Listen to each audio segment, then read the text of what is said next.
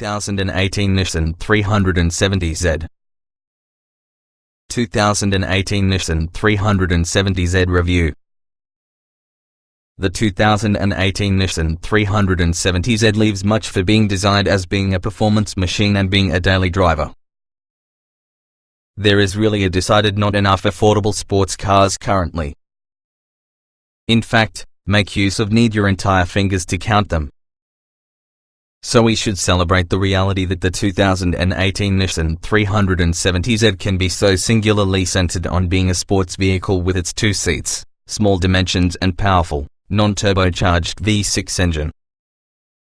Unfortunately, this generation 370Z became available for 2009. There has not been a full redesign since. That is an eternity in car terms, and Nissan hasn't made many substantive updates either. That means the 370Z continues for being just as unrefined and inconvenient to your daily drive the way it was about 10 years ago, but this time it has recently been surpassed in performance by newer competitors. These rivals provide more features as well as a more livable driving experience. You could probably slide by knowing the Z lacks advanced accident avoidance security features or smartphone features, for instance Apple CarPlay. But the 370Z is really dated. It does not even come standard that has a USB port. Having a back-to-basics race car certainly doesn't have being a bad thing. But when competitors outdo the 370Z both in performance and livability, it is hard to recommend. What's new? For 2018, the 370Z gets subtle styling enhancements, including darkened light housings back and front, a revised lower rear fascia and different 19-inch wheels. Manual-equipped cars modify the high-performance clutch, plus a new Heritage Edition effectively adds an impressive graphics to your base 370Z coupe together with the option of black or yellow paint. Finally, the Camp Nismo trim has become dropped, leaving just the Nismo Tech behind. We'll often recommend purchasing most basic version of a performance car if you really only love performance, and you'd have to while using 370Z. However, the bottom Z not only does without necessities just like a USB port and also a rear view camera, and in addition it lacks the manual transmission's synchro rev match feature, on the list of 370Z's best attributes. As such, when the 370Z can be your cup of tea, we'd need to recommend the Sportec trim level. Yes, it's pricey, though the 370Z seriously isn't agreeable without them. Trim levels and features. The 2018 Nissan 370Z is really a 2-seat sports vehicle available to be a hatchback, coupe or maybe a soft-top convertible. The coupe will come in base, sport, Sport Tech, Touring and Nismo Tech trims, as you move the convertible can be found as the bed space, Touring and Touring Sport. All trim levels come having a 3.7-litre V6 engine paired either to a 6-speed manual transmission or even a 7-speed automatic transmission. This engine produces 332 horsepower and 270 pound-feet of torque in regular 370Z trim levels and 350 horsepower and 276 pounds-feet from the Nismo.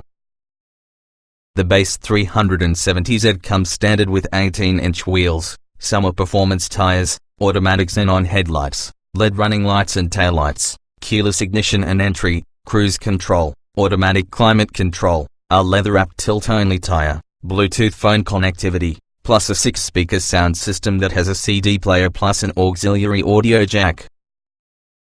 Upgrade towards the sport trim, limited on the coupe, and you'll get limited slip differential, upgraded brakes, a rev-matching downshift feature for your manual transmission, 19-inch wheels, heated mirrors, chin and rear deck spoilers, along with an 8-speaker Bose speakers. The Touring trim loses the sports performance upgrades but adds leather and simulated suede upholstery, a rear cargo cover, coupe-only, heated 4-way power adjustable seats, with adjustable driver lumbar, an auto-dimming rearview mirror, a 7-inch touchscreen infotainment system, navigation, a USB port, voice controls, a rear-view camera, Bluetooth audio connectivity, satellite radio, a media player interface along with the Bose head unit. The convertible gets ventilated front seats. The Sportec Coupe gets almost all of the equipment on the Sport and Touring models without the presence of heated power seats, upgraded upholstery and cargo cover. The convertible's Touring Sport mirrors the Sportec's equipment, yet it's missing the leading chin and rear deck spoilers. It does have the upgraded seats and upholstery, though. The 370Z Nismo Tech gets to be a more powerful version on the standard V6 and features the identical or upgraded versions with the Sport Trim's performance hardware, including a selective Sport Tune suspension, upgraded tires, and special brake fluid and hoses. The Nismo also features unique aerodynamic body pieces, Recaro sport seats, a simulated suede-trimmed leader and the Touring's auto-dimming rearview mirror besides other upgraded electronics features, such as the 7-inch touchscreen interface and navigation system. The only choice is the Heritage Edition package, exclusive for the base coupe. It features exterior decals, yellow interior trim, along with a choice of either black or yellow paint. Trim tested.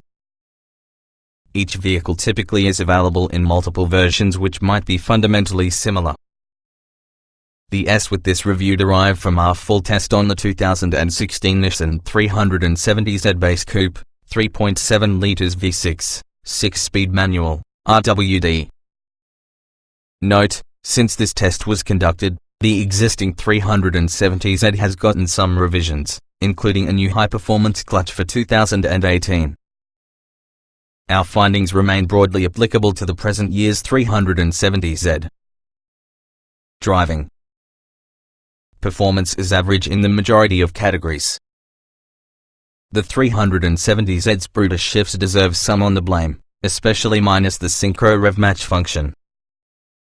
Brake pedal sensitivity negatively impacts drivability for the point required practice to understand. Handling is average for that segment. Acceleration. The non-Nismo 370Z's 0 to 60 mph period of 5.5 seconds in all fairness quick, but you need to work for it. The 6-speed manual's shift action is unnecessarily heavy, specifically so at higher RPM. Without the Sport Trim's otherwise excellent Synchro Rev Match function, this may not be a good manual transmission. Braking. In panic situations, ABS noise and tire noise are louder than similar cars. The 3,300-pound coupe stopped from 60 miles per hour and 114 feet, which can be longish for a race car with summer tires. In normal driving, the brakes are extra sensitive upon initial application. Steering. Good turn-in and responsiveness, although not a loss of road feel. On steady-state freeway turns, the steering weight would go numb temporarily, requiring driver input to re-establish the best resistance.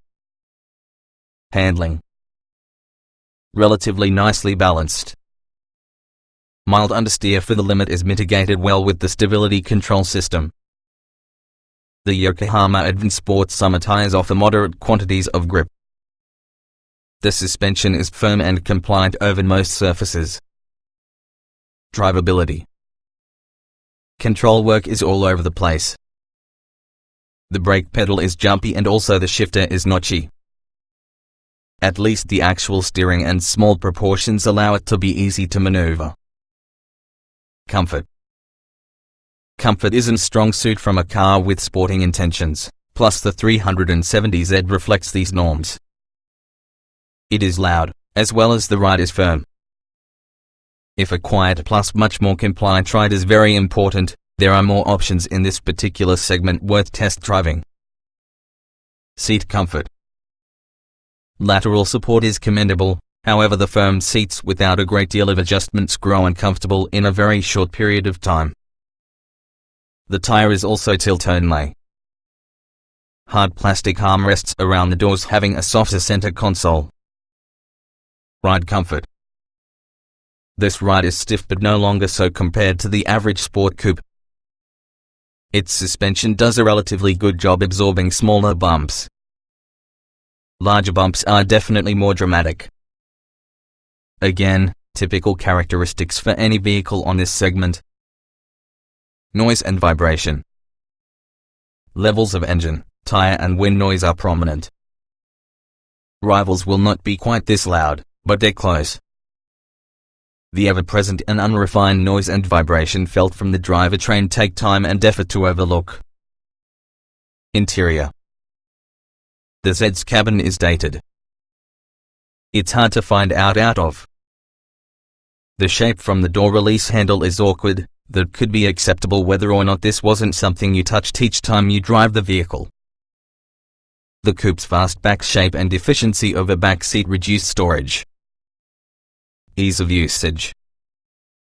The controls are typically within reach inside this compact cabin. The base model boasts an array of buttons and knobs only, basic and effective. Taller drivers may bang elbows about the inboard seat bolster during second and fourth gear shifts. Getting in, getting out. A low sports car stance is expected through the class and makes entry and exit difficult. The vertical door handle pulls usually are not the best design. The doors do open fully and fat. Driving position. Only the touring trims get power adjustable seats, and also then, you just get four-way power adjustment, the others are still manual. The tilt-only leader doesn't telescope. In other words, you could possibly struggle to get comfortable. Roominess. Coupes of similar performance and character offer back seats.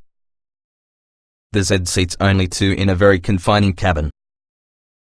The coupe's bubble roof design a minimum of equates to excellent headroom, even for 6-footers, but be ready to rub elbows with all the front passenger. Visibility.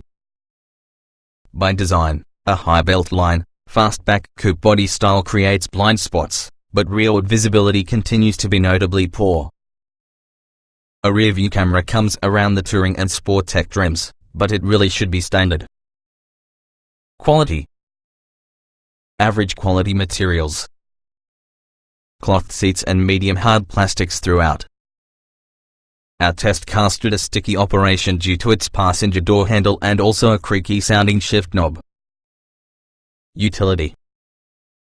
Despite the hatchback trunk, cargo space is unremarkable but generally average to get a two-seat car. Pretty good small item storage. Similarly priced performance cars with back seats offer more utility. Small item storage.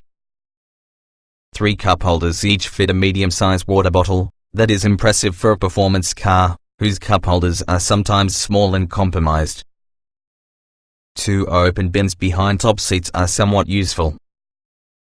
Cargo space. The coupe features a meager 6.9 cubic feet of space, good than the Miata but significantly less useful than a Camaro or Mustang offers, and are generally hardly cargo hauling champs. The convertible drops with a laughable 4.2 cubic feet, so that it is tough to pack considerably more than a couple soft-sided weekend bags. Technology. The 370Z can be an old car, and its particular technology will not be surprisingly dated. And that's when you get any technology in any way. A USB port, Bluetooth audio as well as a touchscreen interface are only for the touring and sport tech trims. Audio and navigation. The base 370Z features a simple radio faceplate, which makes it an easy task to use when driving quickly as the best top priority. But it's seriously short of modern functionality. The available touchscreen is dated but generally simple to use. Smartphone integration. Bluetooth phone connectivity is standard, but a USB port isn't. That's inexcusable in 2018, and lacking standard Bluetooth audio isn't superior. Long-term road test. To find out about the Nissan 370Z of the generation, watch our updates from a complete year of living using a 2009 Nissan 370Z. We cover anything from seat comfort to real-world fuel economy. Please note which the 2018 differs from our long-term 370Z, as Bluetooth streaming audio hasn't been available and also the navigation system was of your older version. It also had slightly different styling, with all the LED running lights as being a notable omission. It's exactly the same generation, though, so nearly all of our observations still apply.